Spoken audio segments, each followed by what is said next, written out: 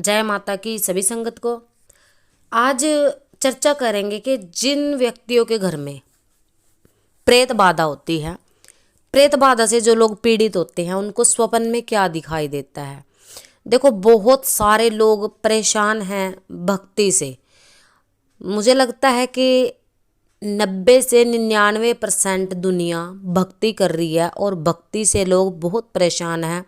आप लोगों के मन में हमेशा एक सवाल आता है कि जो लोग भक्ति नहीं करते, पूजा पाठ नहीं करते, उनको कभी कोई कष्ट नहीं होता, और जो पूजा पाठ करते हैं वो ज़्यादा दुखी क्यों रहते हैं।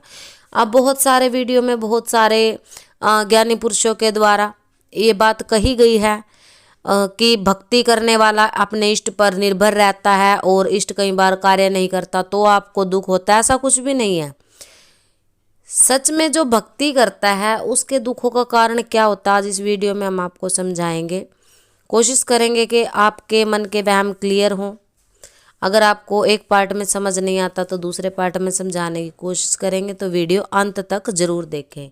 अब देखो, जिनके घर में प्रेत पीड़ा होती है उनको सपने में क्या दिखाई देता है। बहुत सारे लोगों के ये सवाल हैं कि मुझे अक्सर सपने में बैल मारते हुए दिखाई देते हैं, या मेरे पीछे दौड़ते हुए दिखाई देते हैं, या मैं स्वयं को बैल पर आरूढ़, बैल पर चढ़ा हुआ देखता हूँ।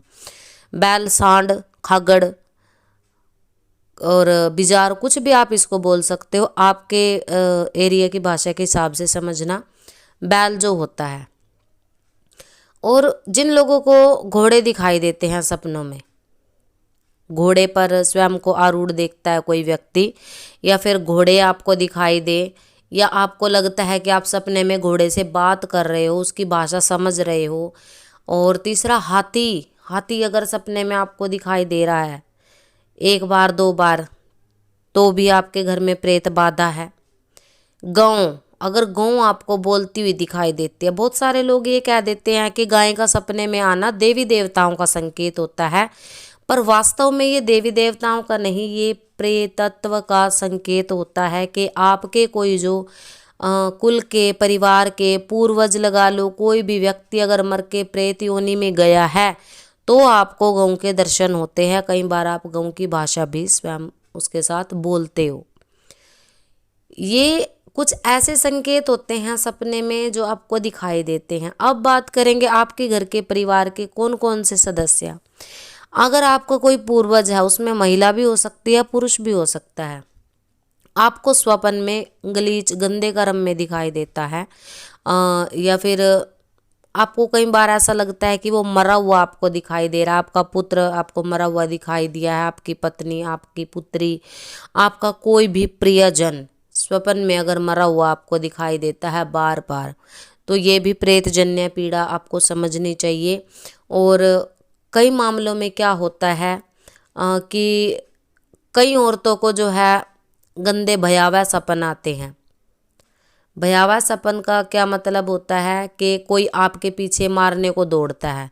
अब बहुत सारे लोग ये कह देते हैं, मुझे इन लोगों की समझ नहीं आती, कि जो सपने में उड़ता है उसको सिद्धि प्राप्त हो जाती है। जो सपने में स्वयं को उड़ता हुआ देखे उसको कोई ना कोई सिद्धि और शक्ति प्राप्त होती है। अब आप समझदार हो, अगर आपने स्कंद पुराण पढ़ा है, पद्म पुराण पढ़ा है, तो उसमें साफ एक बात लिखी है, जो प्रेत है, प्रेतत्व की बात, जहाँ पर पितरों के तर्पण की बात आती है जिस अध्याय में, वहाँ पे साफ साफ ये लिखा गया है कि जो प्रेत होते हैं उनको आकाश गमन की शक्ति प्राप्त होती है, यानी कि प्रेत आकाश में उड़ सकते हैं।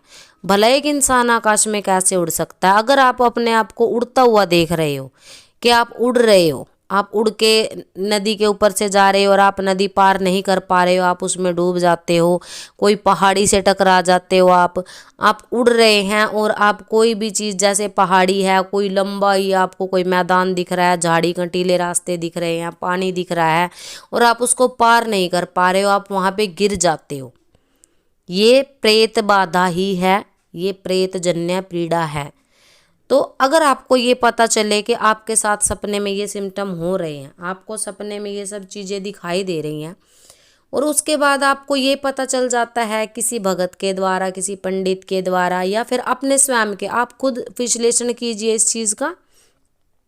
अगर आप सपने में कहीं निकल रहे हो, देखो सपने सभी को आते हैं, अगर आप सपने में घर से बाहर निकल रहे हो और घर से बाहर निकलते ही आपको पिता पुत्र भाई बंधु कोई दिखाई दे जाता है, सपने की बात है ये, तो आपके घर में 100% प्रेत बाधा है। और जो प्रेत पीड़ा से ग्रसित लोग होते हैं अक्सर उनको महिलाओं को अपने ही घर के अपना भाई, अपना पिता, अपना पुत्र, चाचा ताऊ मामा फूफा कोई भी रिश्तेदार स्वप्न में बहुत ही आपको एक विलासिता में, एक गंदे कर्म में लिप्त दिखाई देते हैं।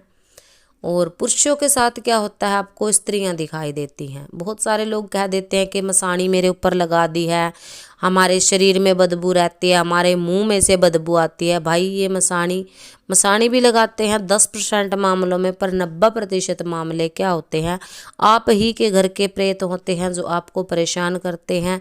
क्यों? क्योंकि वो पिशाच योनि में चले गए होते हैं। उनके नाम का कोई जल नहीं देता, उनके नाम का कोई दान पुण्य नहीं किया जाता, उनके नाम का कोई तर्पण नहीं किया जाता। साफ साफ कह दिया जाता है दान पुण्य और धर्म को पाखंड बोल दिया जाता है। देखो धर्म एक तरफ से पाखंड है, कब ये पाखंड बन जाता है, जब कुछ पाखंडी लोग, जब कुछ धर्मगुरु लोग आप लोगों को डराना शुरू करते हैं धर्म के नाम पे।